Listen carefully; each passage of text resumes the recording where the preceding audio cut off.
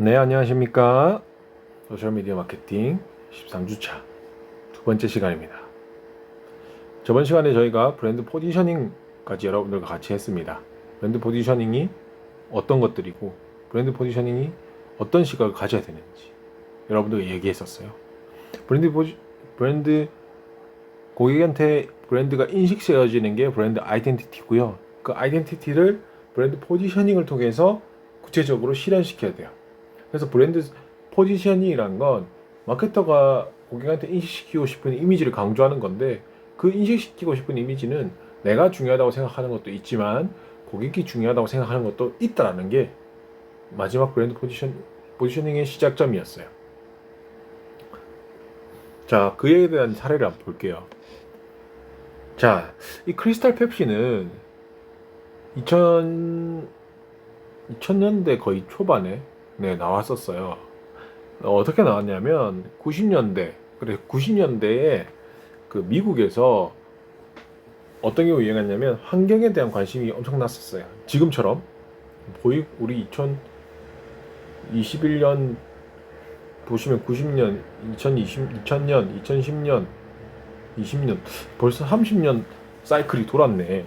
30년 사이클이 돌았을 때, 그때 90년대 미국에서는 이미 환경에 대한 관심, 그리고 깨끗한 이미지, 환경 때문에, 그리고 투명한 제품들이 유행을 했단 말이죠. 이때 나온 제품들이 되게 많았어요. 그 투명한 주방용 세제, 탈취제, 뭐 콜라 이런 게 많이 나왔는데, 펩시에서 나온 이 투명한 콜라, 크리스탈 펩시라고 하거든요. 이게 사이다와 같이 무색 음료를 해가지고 소비자들한테 콜라가 꼭 검은색일 필요가 없다라고 해서 포지셔닝을 했단 말이에요. 그래서 콜라를 애호하는 사람, 사이다를 애호하는 사람들이 열광을 했을까요? 그 누구도 이것을 받아들이지 않았어요. 시장에서 실패했어요. 그런데 2018년인가 19년인가 이게 다시 나왔거든요. 지금도 팔리고 있어요.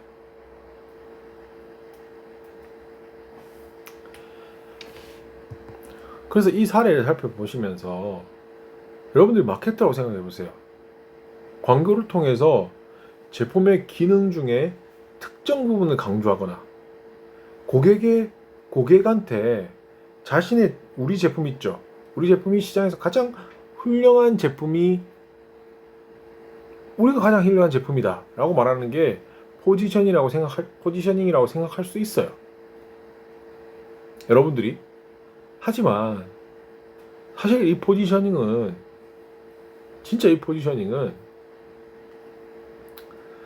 고객이 마케터가 생각하는 포지셔닝에 동의하기 전까지는 포지셔닝을 했다라고 생각하시면 안 돼요. 이게 되게 중요한 거예요. 고객이 여러분들이 마케터로서 생각하는 포지셔닝에 동의하기 전까지는 포지셔닝 했다고 할 수 없어요. 그래서 궁극적으로 말하면 마케터는 포지셔닝의 공급자예요. 그래서 포지셔닝을 막 공급해 주는 거지. 이런 포지셔닝이야, 저런 포지셔닝이야, 이런 포지셔닝이야, 이렇게 공급해 주는 거예요. 그리고 고객은 마케터가 공급하는 수많은 포지셔닝 중에서 자기 입맛에 맞는 거를 골라서 브랜드 포지셔닝 하는 거예요. 맞잖아요. 여러분들도 브랜드를 보실 때 많은 시각으로 브랜드에서 이 포지셔닝을 하기 위해서 노력을 해요. 하지만 그걸 다 여러분들이 동의합니까? 절대 아니죠. 절대 아니죠. 절대 여러분들 다 동의하지 않습니다. 그래서 여러분들 입맛에 맞게 저거는 저렇네 라고 단정하잖아요. 실질적으로 그렇잖아요. 소비자들도 마찬가지란 거예요. 여러분들 소비자 입장에서도 그러는데 여러분들이 마케터가 됐다고 소비자들이 바뀔까요? 라고 생각해보면 아니란 거죠.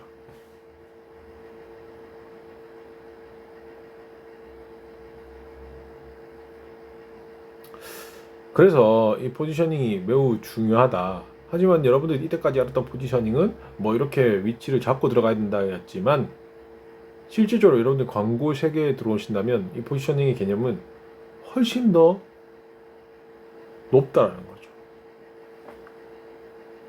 이렇게 포지셔닝 생각해 보신 적 있으신가요? 완전 다르죠. 그래서 뭐 많은 사람들이 얘기를 했어요. 비즈니스를 죽이는 마케팅 신화라는 책이 있거든요. 그 책에서도 포지셔닝이 실패하는 세 가지 요인으로 뭘 줬냐면, 포지셔닝 할 때 기업이 분명한 포지셔닝 전략을 갖고 있지 않으면 포지셔닝은 실패한다. 두 번째로 잠재적인 고객들 있죠. 잠재적인 고객들에게 향하는 포지셔닝이 분명치 않다면 마케팅은 실패한다. 포지셔닝 실패해요. 세 번째로 적절한 포지셔닝 노력을 유지할 수 있을 정도의 자원이 부족하다. 이런 문제들이 태어나면 포지셔닝은 대부분 실패하는 거예요.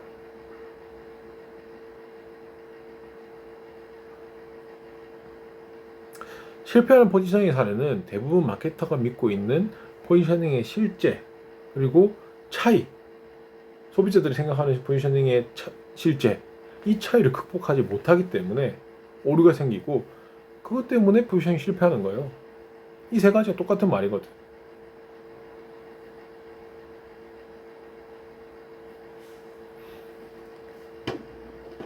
그래서 이 포지셔닝이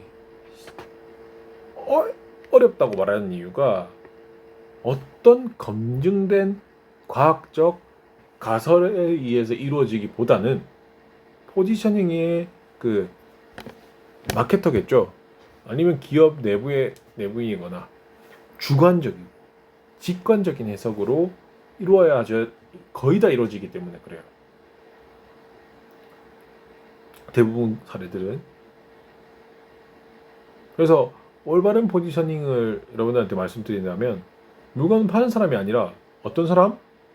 사는 사람 입장에서 포지셔닝 해야 되잖아요. 그리고 시장 상황에도 적절하게 대처해야 되고. 그래서 제품군 자체가 완전 다 포지셔닝이 될 수도 있는 거죠. 그래서 많은 마케터들이 잘못된 믿음을 가지고 있을 때가 많아요. 이런 걸 알려주는 데도 없어요, 사실. 여러분들 광고 시장에 들어간다고 이거 포지셔닝은 이렇게 해 라고 알려주는 사람이 없단 말이죠. 여러분들은 다를 거예요. 그래서 어떻냐면, 여러분들은 이런 마케터가 되지 마시라고 말씀드리는 거예요. 잘못된 마케터들은 어떤 믿음을 가지고 있냐면, 그 브랜드는 시장에서 포지션 되는 거라고 생각해요. 하지만 우리는 배웠죠. 잠재 고객 마음속에서 포지셔닝 되는 거예요. 소비자들 마음속에서 포지셔닝 하시라고요. 두 번째로, 브랜드는 마케터에 의해 포지션 된다. 마케터가 만드는 거 아니에요. 마케터는 포지셔닝을 촉진하는 노력을 하는 사람이에요. 그리고 포지셔닝은 누구한테? 고객한테, 아니면 잠재 고객한테 포지셔닝 되는 거예요. 그래서 여러분들 포지셔닝을 촉진하기 위해 노력해야 된다라고 생각하셔야 돼요. 그리고 세 번째가, 포지셔닝은 마케터가 내가 취한 행동에 의해서 결정된다라고 많이 생각하거든요. 근데 포지셔닝은 보통 마케터에 의해서 시작은 돼요. 그리고 소비자들이 이걸 사기에 계속 생각하는 과정인 거지, 내가 취한 행동에 의해서 포지셔닝 돼서 소비자가 구매하지는 않는다는 거죠.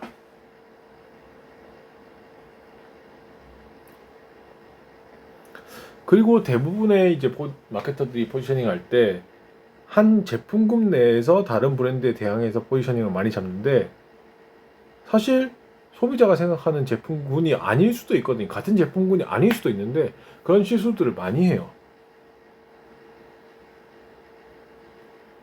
그래서 소비자들은 같은 범위 내에서 다른 브랜드를 포함하고, 그리고 여러 가지 대안까지 전부 다 고려한 상황에서 포지셔닝을 하거든요. 그래서 한 브랜드, 한 제품군 내라고 생각하시면 큰 코 다친다는 거죠. 그리고 한 번 브랜드 포지셔닝이 끝나면 포지셔닝 전략은 추가 변화 없이 그대로 유지된다? 절대 만만의 말씀이에요. 포지셔닝 전략은 시장 변화하면 바꿔야 돼요. 마케팅은 기본이에요. 시장이 변화하면 바뀔 수밖에 없어요. 소비자가 변하는 거니까. 오직 브랜드만이 포지셔닝 될 수 있다고도 많이 하거든요. 절대 아닙니다.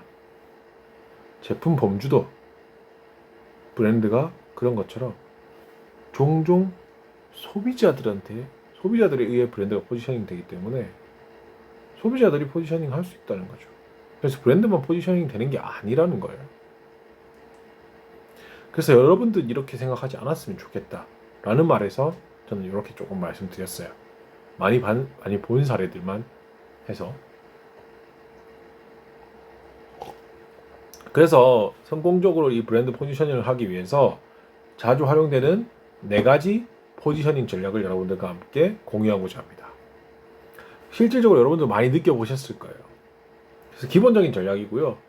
이 전략들이 뭐 한 가지 전략일 수도 있고 복합적으로 쓰일 수도 있고 이 전략보다 더 많은 전략들이 나와 있어요. 시장에 이미. 하지만 기본적으로 가장 많이 사용하는 전략부터 여러분들과 나누고자 합니다. 그래서 전략적 브랜드 포지셔닝이 가장 기본적인 거. 첫 번째, 기능 중심이에요. 전통적인 방법이에요. 가장 흔히 쓰이는 전략이에요. 이 전략은 우리 브랜드 있죠. 우리 브랜드가 다른 브랜드가 비교해서 어떤 기능이 뛰어나고 어떤 기능이 있어 그것들이 어떤 일을 하는가 강조하는 거예요. 그래서 기능 중심의 포지셔닝 전략은 비교적 쉬워요. 매우 쉬워요. 그래서 많이 하는 거거든. 그래서 많이 강조하는 기능들이 검증 가능하면 효과는 더 크죠. 그래서 여러분들이 뭐 그 인스타그램이라든지 SNS 보면은 이렇게 막 흡수가 잘 된다라든지 이게 통기가 잘 된다는 걸 보여주기 위해서 막 연기를 통과시키고 물을 흡수시키고 하잖아요. 그런 것들이 기능 중심 전략이에요. 그런데 이 기능 중심 전략만 쓴다. 오랫동안 공들인 포지션이 쉽게 날아갈 수 있다라는 거죠. 기능 중심 포지셔닝 전략은 저 제품이 말한 저 기능이 4개 더 좋다. 4개가 더 좋다. 미투 전략 들어오잖아요. 쉽게 모방이 가능한 거예요. 기능 전략이. 맞잖아요. 그래서 이 미투 전략이 매우 쉽게 사용당할 수 있는 전략이고 그 제품, 우리 제품이 통기가 이렇게 좋습니다. 매우 좋습니다. 이렇게 보세요. 이렇게 효과 보여드릴게요. 해서 막 보여줬거든요. 근데 옆에서 있던 브랜드가 2배 큰 선풍기, 2배 큰 통기성 제품들을 보여주면서 2배 뛰어납니다. 이렇게 하면 어떻겠어요? 우리 포지셔닝 전략 바로 날아가 버리는 거예요. 그래서 기능 중심 전략이 쉽지만 미투가 쉽다는 거. 자, 여러분들은 잘 모르시는 브랜드일 거예요. 이 미국에 있는 브랜드고요. 그 세탁기로 유명합니다. 그래서 여기 미국 같은 경우에는 여기에 세탁기 자리거든요. 근데 이 사람이 앉아 있죠. 이 남자가 마이태그라는 회사예요. 메이태그라는 회사인데 이 왜 이런 컨셉의 광고를 하냐면은 몇 년째 이렇게 하고 있어요. 이 사람은 메이태그의 AS맨을 광고 모델로 내세우거든요. 메이태그는. 그래서 여기 보시면 메이태그라 다 돼 있죠? 메이태그 AS맨이에요. 메이태그 AS 하시는 분. 근데 메이태그 AS 하시는 분은 세탁기를 AS 하시는 분이잖아요. 근데 이게 AS 하시는 분은 보시면은 뭘 하고 있어요? 지금 세탁기 AS맨인데 뭘 하고 있어요? 뭘 하고 있습니까? 와인잔 들고 있죠. 그리고 여기 요리 도와주고 있죠. 어때요? 여러분들 어떤 느낌이 듭니까?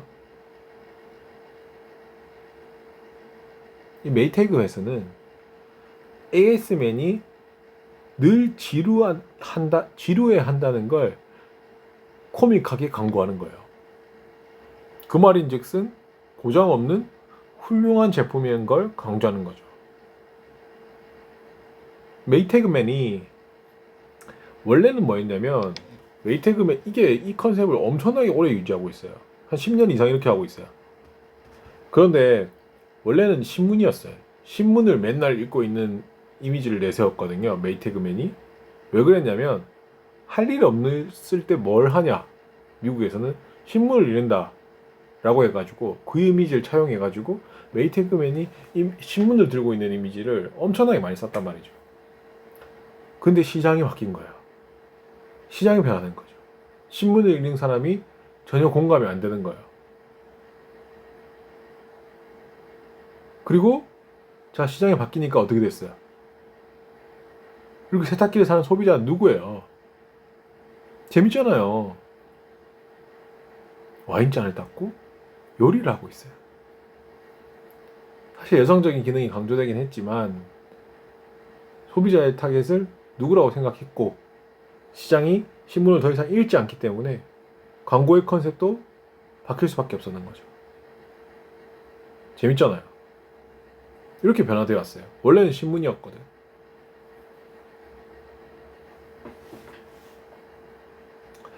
자, 이렇게 기능 중심 전략적 브랜드 포지셔닝을 가장 많이 합니다. 두 번째 브랜드 포지셔닝 전략은 문제 해결 전략이에요. 문제 해결 브랜드 포지셔닝입니다.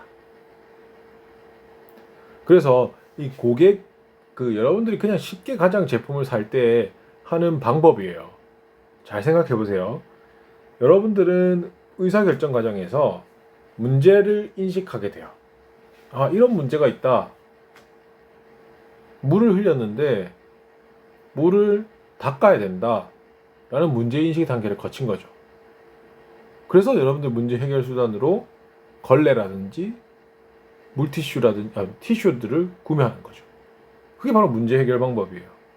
그래서 문제 해결 전략은 그 제품이 고객의 문제를 해결해 줄 수 있는 바로 그 제품이라는 걸 강조하는 거죠. 그래서 쉬운 것들이죠. 여러분들이 스카치 테이프는 접착용 투명 테이프다. 뭘 붙이려고 하는데 문제가 생긴 거야. 그걸 해결하기 위해 스카치 테이프를 사는 거죠.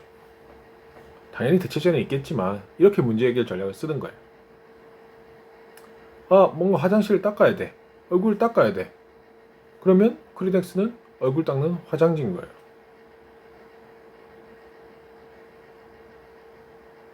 퐁퐁 어떻게 생각하세요? 식기세척제잖아요. 식기를 닦아야 되는데 이 문제를 어떻게 해결하지? 모래를 닦아야 되나? 퐁퐁을 사야지 라고 하게 되는 거죠. 그래서 이런 제품들 보시면은 확고한 문제 해결 전략 포지셔닝인 거예요. 그래서 어떻게 하냐면 제품을 소비자의 마음속에 제품의 브랜드명이 일반 명사처럼 인식되도록 하는 거예요. 그래서 여러분들은 테이프를 안 부르고 스카치 테이프 어디냐고 말할 거예요. 여러분들이 말씀하실 때 엄마 식기세척제 사줘 라고 안 하죠. 엄마 퐁퐁 사줘. 엄마 퐁퐁 사자. 어머니도 퐁퐁 삽시다 라고 하잖아요.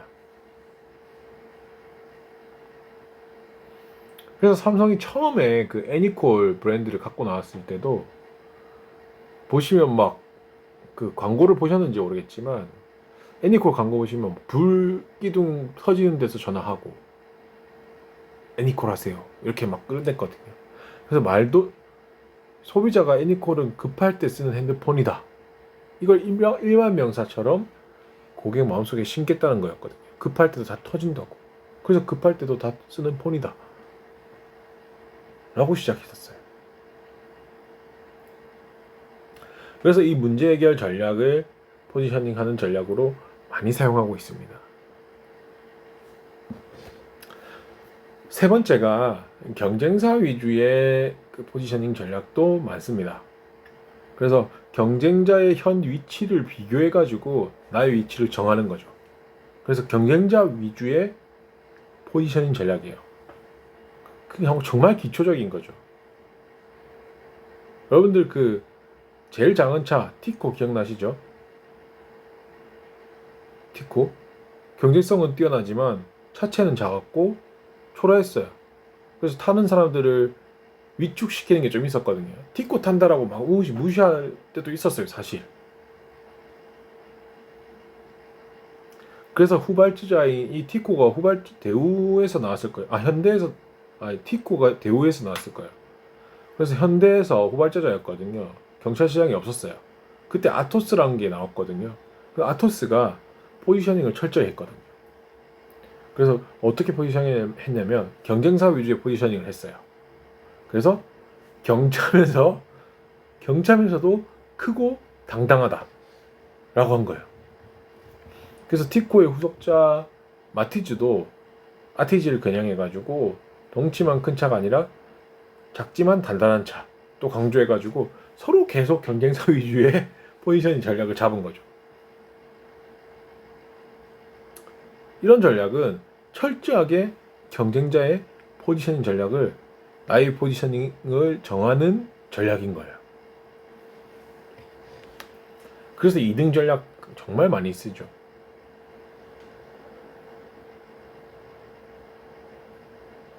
그래서 시원과 즐거워의 대선 주조. 우리는 1등이 아니다.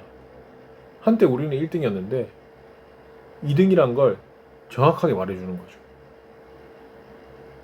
시장 점유율에선 2등이지만 서비스나 노력은 2등이 아니다라는 거예요.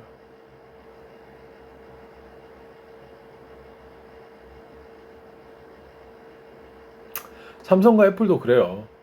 핸드폰 나올 때마다 서로 이 경쟁사 위주의 포지셔닝 전략을 잡죠.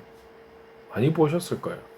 디스플레이라든지 속도라든지 램 용량이라든지 이런 것들을 매우 빈번하게 표현하죠.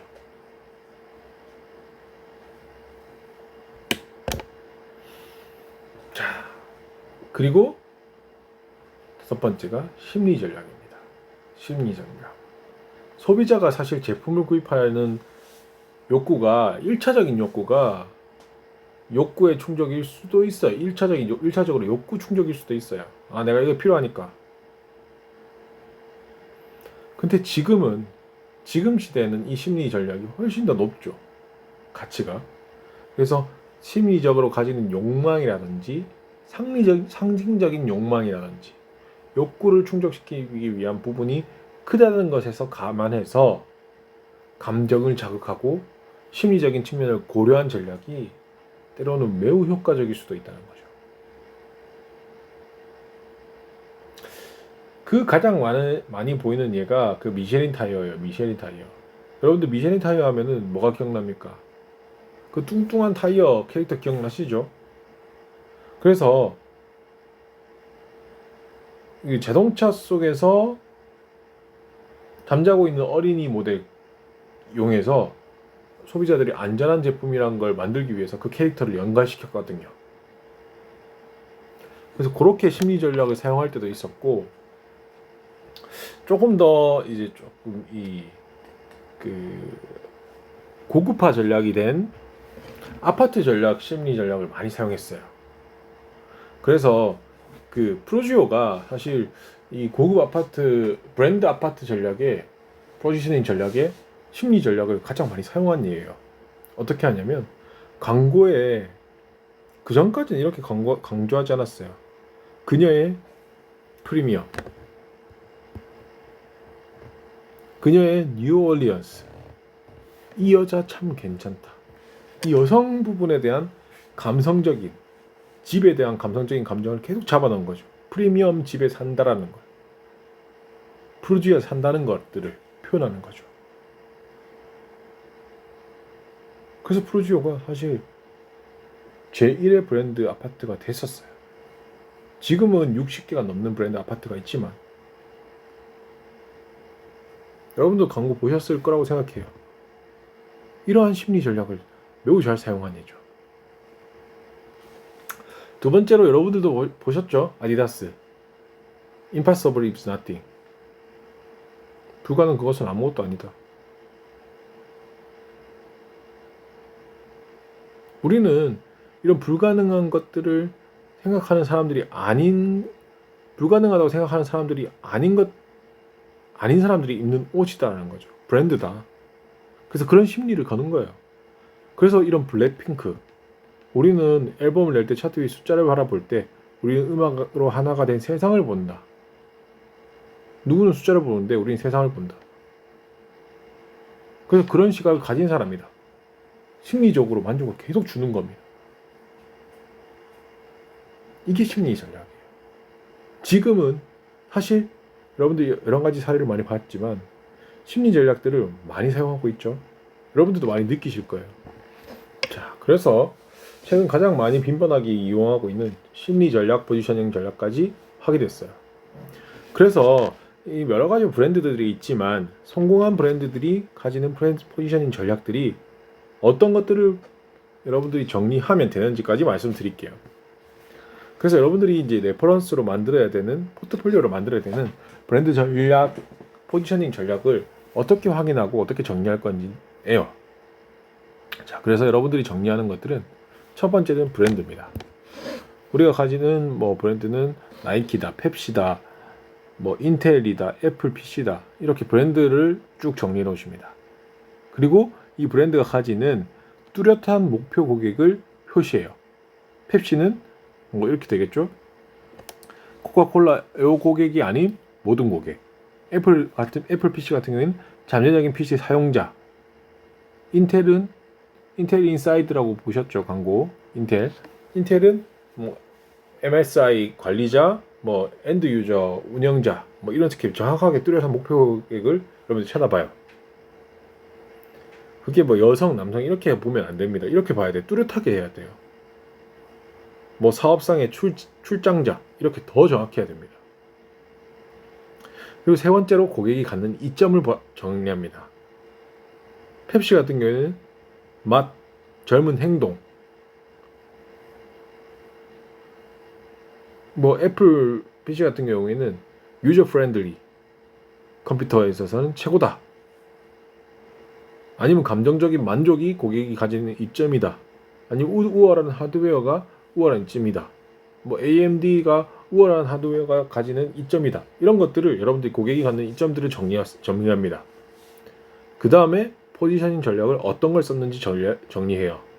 우리가 앞에서 봤던 경쟁자 위주인지, 제품인지, 아니면 제품 심리인지, 같이 썼는지, 아니면 제품 기능인지, 아니면 감정 심리가 같이 들어갔는지, 제품 기능인지 이렇게 정리하고 마지막에 그들이 가지는 포지셔닝 슬로건을 정리해 보세요. We are sharp too. We tried harder. 2등 전략할 때 이렇게 썼거든요. 인텔 그렇게 많이 썼잖아요. 인텔 인사이드.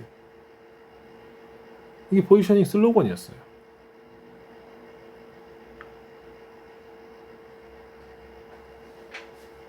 자, 이렇게 여러분들이 컬렉트를 하면 돼요. 포지셔닝 생각들을.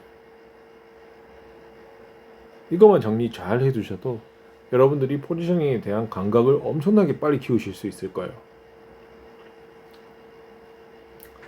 자, 여기까지 해서 여러분들이 성공한 기업들, 성공한 브랜드의 포지셔닝 전략들을 한번 찾아보시기를 추천하며 여러분들 마케터로서 이런 시각을 가졌으면 하는 것들을 말씀드렸어요. 그리고 세 번째 시간에는 브랜드 전략을 수립하기 위해서 조사들이 필요하게 되거든요. 그 과정부터 여러분들과 연결해서 하도록 하겠습니다.